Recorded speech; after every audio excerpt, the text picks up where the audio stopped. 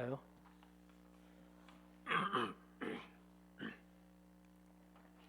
조용한 기도 들으시면서 수요 예배를 시작하겠습니다.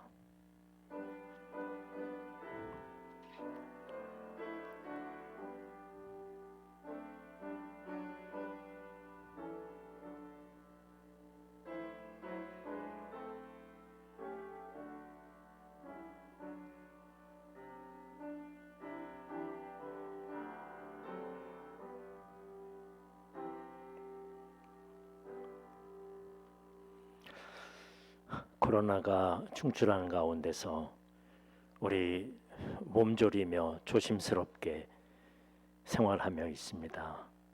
주님께서 이 모든 일들을 풀어주시고 함께 해주실 그날을 가까이 왔음을 우리는 믿습니다. 용기 있게 오히려 우리의 자신의 믿음을 원래대로 돌이키며 새롭게 준비할 수 있는 귀한 기회가 되게 하여 주시옵소서.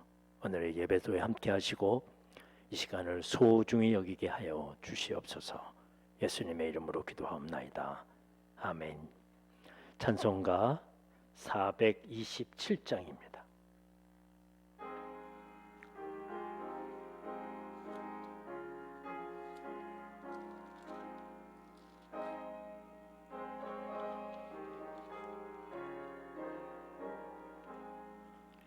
마음 가난한 사람 복이 있나니 천국의 그들의 것이며 늘에 통하느니 복이 있나니 그들이 위로를 받으리라. 온유한 사람은 복이 있나니 그 땅이 기업이 될 것이요 의사모하느니 복이 있나니 그들이 배부를 것이로다. 긍휼히 여기면 복이 있나니 긍휼히 여김을 받으리라. 마음 정결한 사람 복이 있나니 그들이 하나님 볼 것이라. 화평케 하느니 복이 있나니 그들이 하나님 아들이요 핍박을 받느니 복이 있나니 천국이 그들의 것임이라.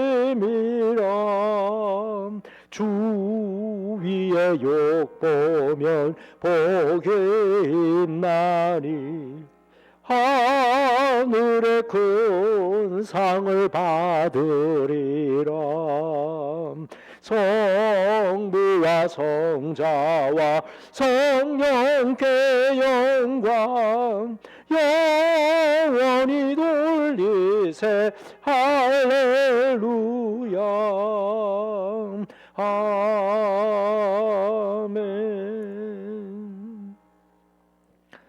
오늘 우리에게 주신 말씀은 마태복음 5장입니다. 마태복음 5장 1절서부터 12절 말씀까지 제가 읽어드립니다. 예수께서 무리를 보시고 산에 올라가 앉으시니 제자들이 나온지라 입을 열어 가르쳐 이르시되 심령이 가난한 자는 복이 있나니 천국에 그들의 것이며 애통하는 자는 복이 있나니 그들이 위로를 받을 것이며 온유한 자는 복이 있나니 그들이 땅을 기업으로 받을 것이며 의에 줄이고 목마른 자는 복이 있나니 그들이 배부를 것이며 긍휼히 여기는 자는 복이 있나니 그들이 긍휼을 여김을 받을 것이며 마음이 청결한 자는 복이 있나니 그들이 하나님을 볼 것이며 화평케 하는 자는 복이 있나니 그들이 하나님의 아들이라 일컬음을 받을 것이며 의를 위하여 박해를 받는 자는 복이 있나니 천국이 그들의 것임이라. 나로 말미암아 너희를 욕하고 박해하고 거짓으로 너희를 거슬러 모든 악한 말을 할 때에는 너희에게 복이 있나니 기뻐하고 즐거워하라. 하늘에서 너희의 상이 큼이라. 너희 전에 있던 선지자들도 이같이 박해하였느니라. 아멘. 오늘의 말씀은 예수님의 가르침 중에서 아주 가장 핵심적인 산상수훈의 중요 내용으로 팔복이다라는 말로 어려서부터 외우기도 하고 또 많이 이렇게 전해지는 말씀입니다. 이 말씀은 사정 이후에 이렇게 보면 많은 사람들이 예수님을 따라왔거든요. 근데 많은 사람들이 1절에 예수님께서 무리를 보시고 산에 올라갔었어요. 그러니까 따라오는 무리들에게 물을 보시고 난 다음에 그들에게 함께하지 아니하고 산에 올라갑니다. 그리고 난 다음에 산에 올라온 제자들에게 특별히 하신 말씀입니다. 예수님을 따라오는 많은 백성들이 있었습니다. 이제 첫 번째 갈릴리에서 또는 그 바닷가에서 제자들을 선택하시고 그리고 복음을 증거하셨던 이 과정 속에서 많은 사람들이 예수님을 따라왔습니다. 4장에 나오죠. 예수님께서 사역을 시작하시면서 첫 번째 말씀이 회개하라 천국이 가까웠느니라 라고 복음을 외치셨거든요. 그런데 그 말씀과 함께 이후에 많은 병자들이 찾아오니까 치유 사역을 시작하십니다. 병자들을 고치고 어려운 사람들을 도와줍니다. 그랬더니 수많은 사람들이 모입니다. 사람들은 예수님을 바라보면서 자기들이 기다렸던 메시아라고 믿었습니다. 이 놀라운 그런 일을 행하잖아요. 막 기도만 하면 병이 낫고 막 그러니까 그리고 말씀을 전하면 서기관이나 당시에 정말 벌벌 떨었던 그런 제사장들도 꼼짝 못하는 서기관들을 꾸짖고 말이죠. 정말 일반 백성들의 속을 후련하게 해주는 그런 분이 바로 메시아였습니다. 자신들이 지금까지의 삶에서 정말 억울한 삶에서 해결하지 못하는 그런 문제들을 예수님은 잘 해결해 주시는 그런 분이셨습니다. 잘 해주는 그런 메시아. 오늘 우리는 이제 얼마 남지 않았는데 다음 대통령으로 뽑을 사람을 나를 좀 잘 살게 해주고 내 삶을 좀 편안하게 해주고 내 앞길을 좀 열어주고 말이죠.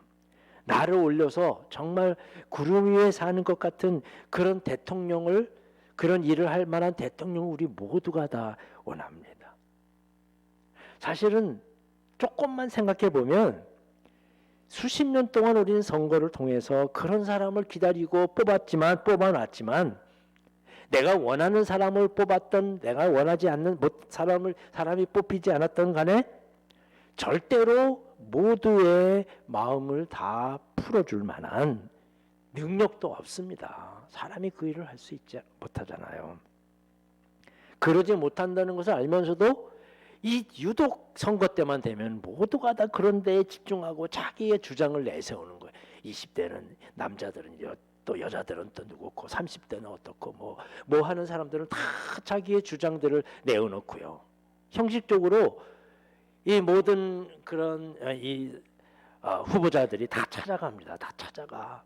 그래서 그때는 할 수 없이 다 동의해 주지만 그게 그렇게 쉽지 않다는 거 우리 모두가 다 알잖아요.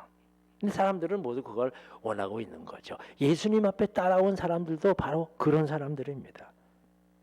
수많은 무리들이 왔어요. 심지어 예수님을 왕으로 완치자고 막 그렇게 하는 사람까지 있는 거죠. 예수님은 이게 아니라는 것을 하셨어요. 사람들은요.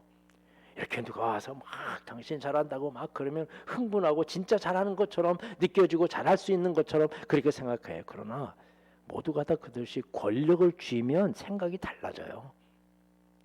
누구나 다 우리가 인정해야 합니다.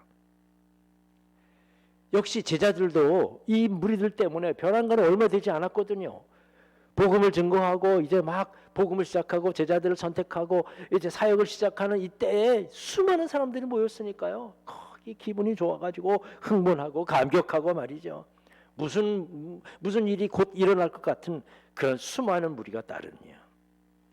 제자들의 생각도 사람들의 생각과 똑같은 거예요. 모인 사람들의 생각.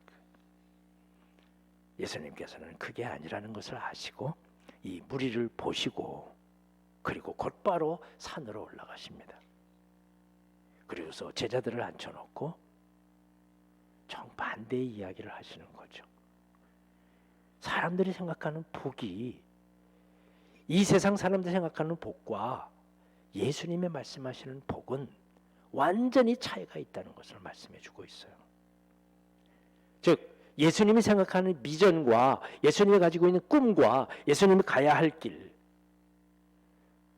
그것은 많은 사람들이 모인 것처럼 제자들이 많이 모여 있어서 그래서 예수님을 따르고 예수님을 본받고 예수님의 길을 따르려고 하는 그런 사람들과는 다른 거예요. 사람들은 지금 현재 나밖에 몰라, 내일도 몰라요. 지금 현재 나에게 도움이 되는 그런 사람을 선택하고 그리고 따라가는 거예요. 예수님은 자신을 따라오는 이 무리를 떠나서 정반대의 길로,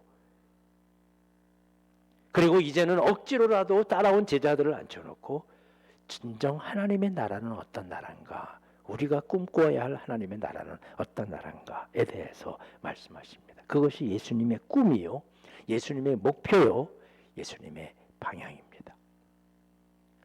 오늘날 우리가 사실은 우리나라 교회의 여러 가지 많은 그런 성장에도 역할을 많이 했던 그런 기복신앙, 예수 믿으면 잘 된다고 말이죠.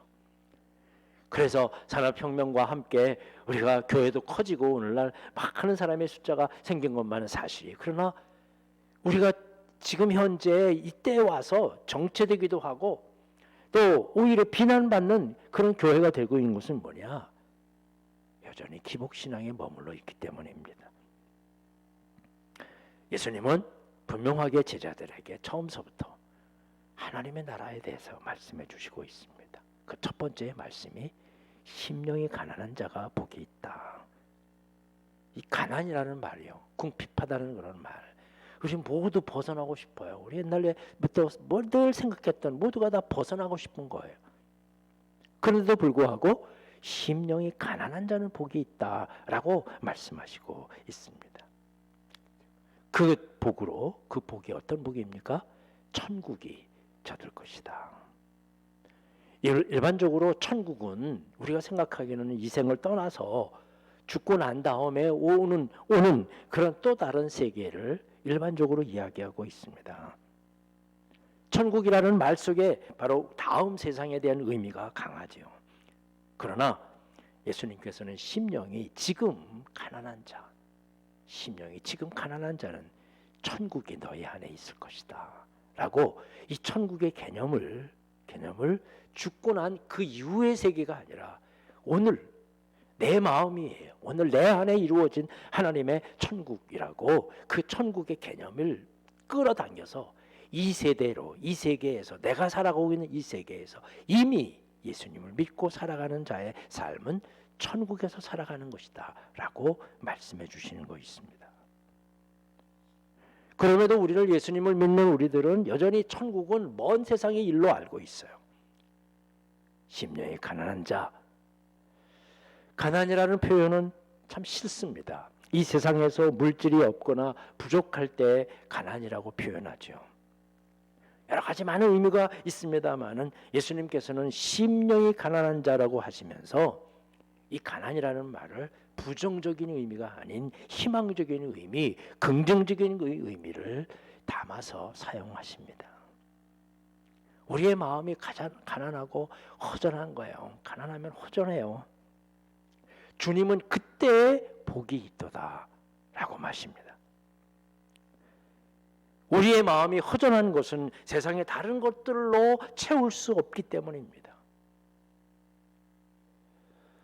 우리가 엊그젠가요 뉴스 속에서 넥센 창조주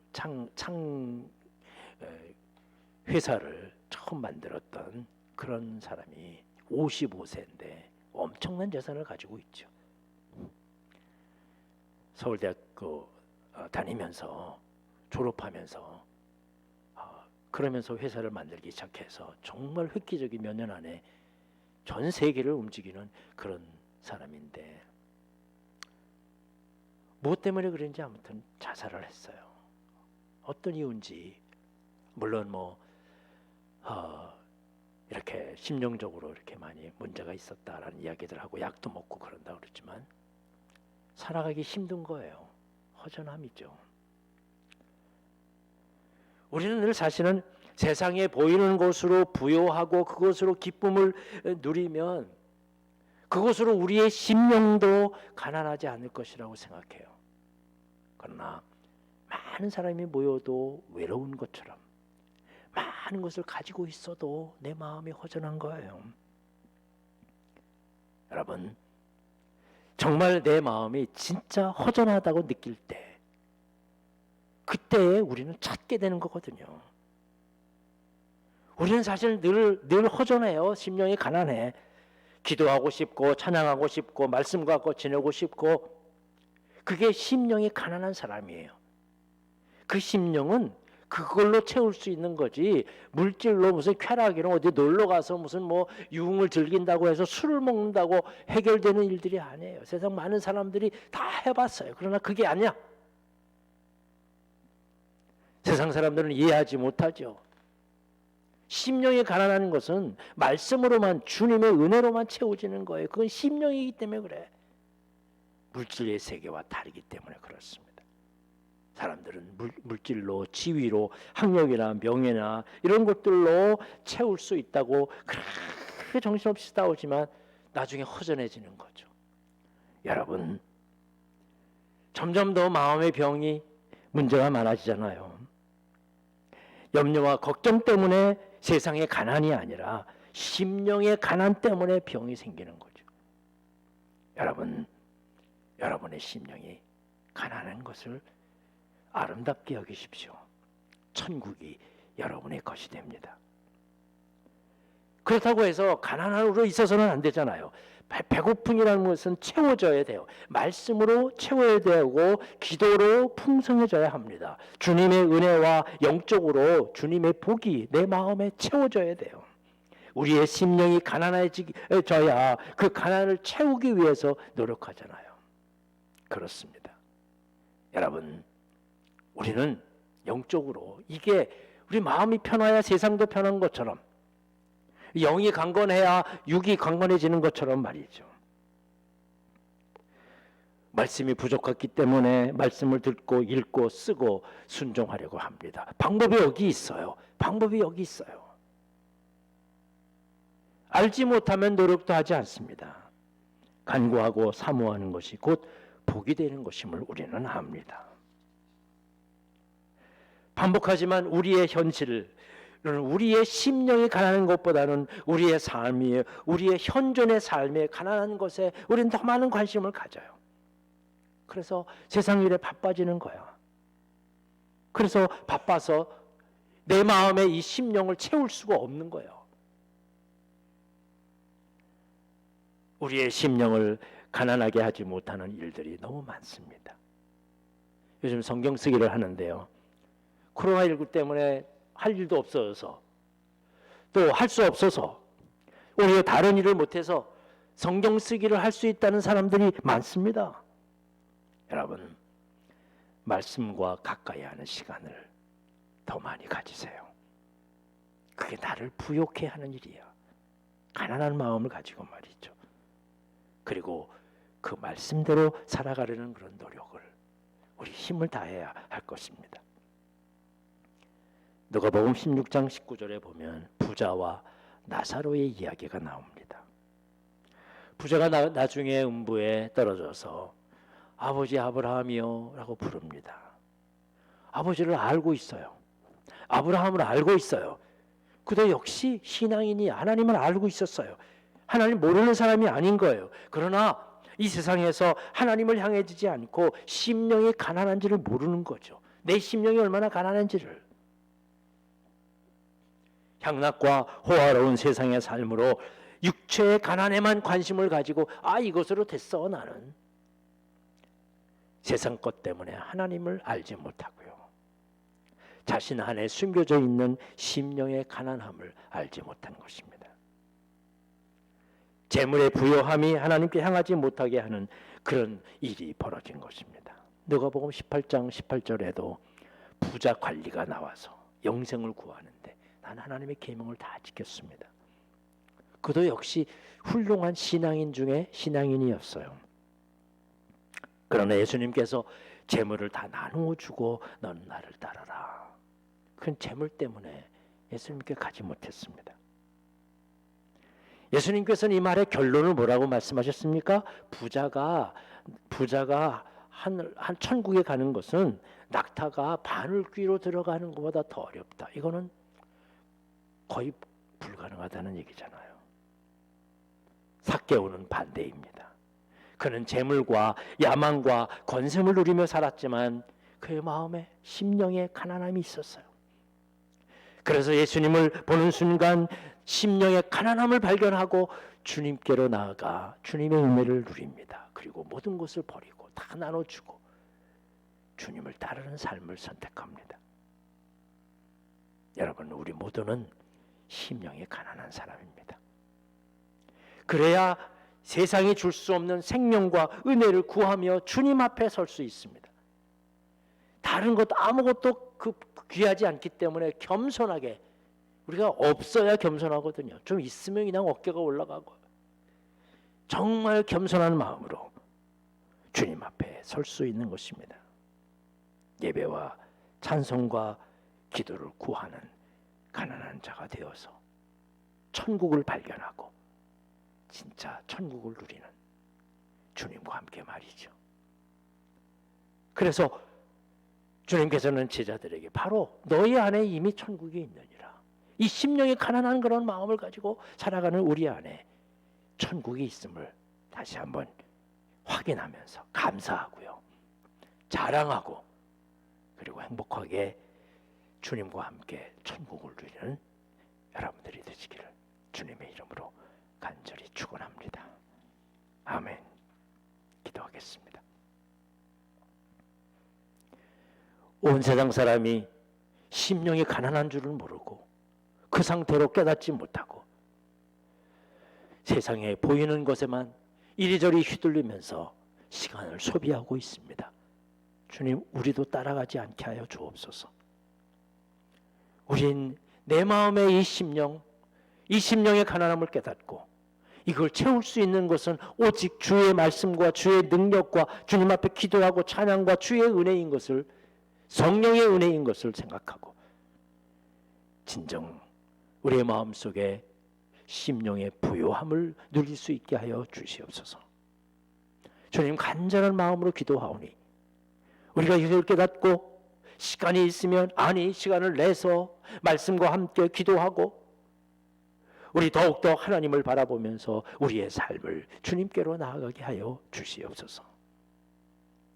온 세상 알지 못하는 사람들에게 정말 심령이 가난해져야 된다고, 그것을 깨달으라고 간절한 마음으로 외칠 수 있는 우리의 삶이 되게 하여 주시옵소서.